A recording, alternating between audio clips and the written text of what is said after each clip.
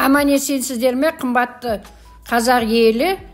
Мен бүгін міне осындай қазақтың ұлттық тағамы жау жүректі дайындайтын боламын.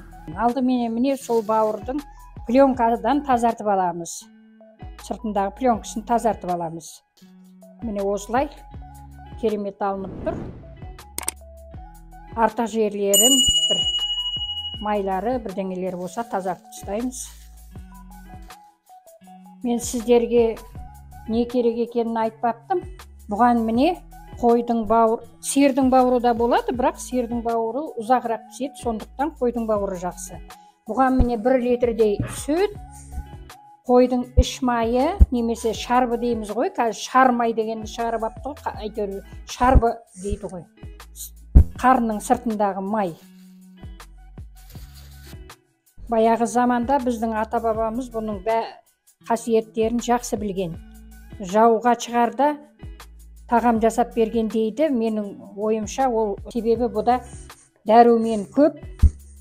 Сол күш қуатты, қорықпайтын, батыл болсын деген ойменен жасап берген болу керек.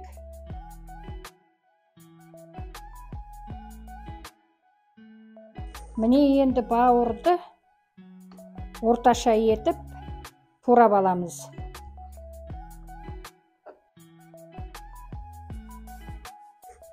Соломка дейді ғой, сол таяқша сияқты бүйтіп.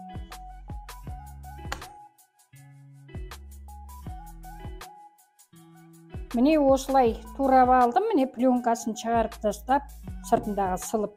Енді оны 1 сағат сүтке салып қоямыз.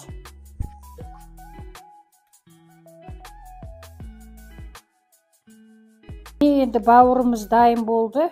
Турап, бағадан бері 1 сағаттан астам сүтте тұрды. Бұл жерде тұшқыш қажет. Майды бүйтіп кесіп дайындап қойғанмын. Кескен бауырдың размеріне қарай бисмилля деп.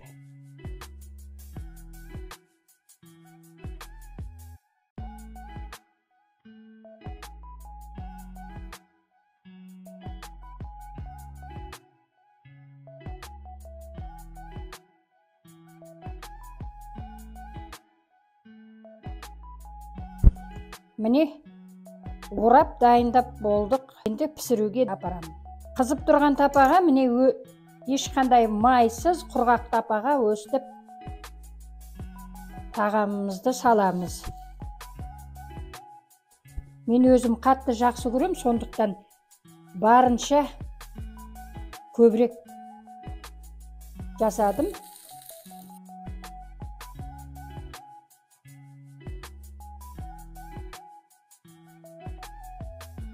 Орташа отта 4-5 минут, ара кетсе 3 минуттан 6 минут пісіруге болады.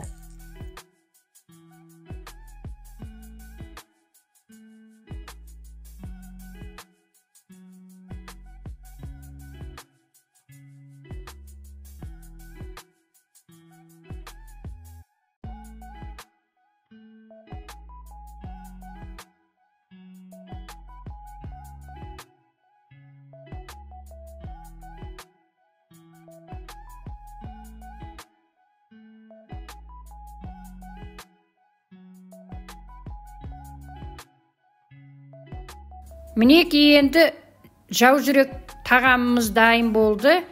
Егерде ұнаған болса, лайк басып, комментарий жазып, тіркеле кетіңіздер.